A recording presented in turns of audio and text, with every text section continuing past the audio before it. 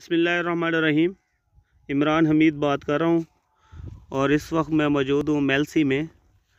और आपको आज हमने बताना है कि मेलन और कपास की जो है ना किस तरीके से आप इंटरक्रॉपिंग कर सकते हैं। ये जो बड़ी फसल बड़े पौधे नज़र आ रहे हैं आपको, ये मेलन के हैं जो 12वें महीने की 7 तारीख को लगाए गए हैं डायरेक्ट चोपा, और साथ मल्चिंग भी की गई है। और बेड का साइज़ है तकरीबन ऑलमोस्ट 5 फुट। आज तारीख है 25 फरवरी 2022।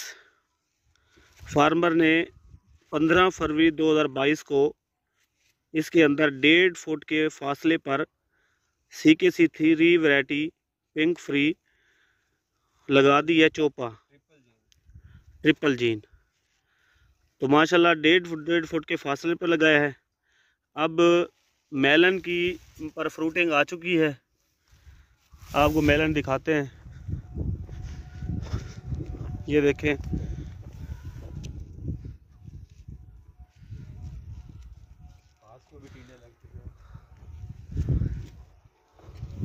और कपास की 10 दिन में जर्मिनेशन भी हो चुकी है।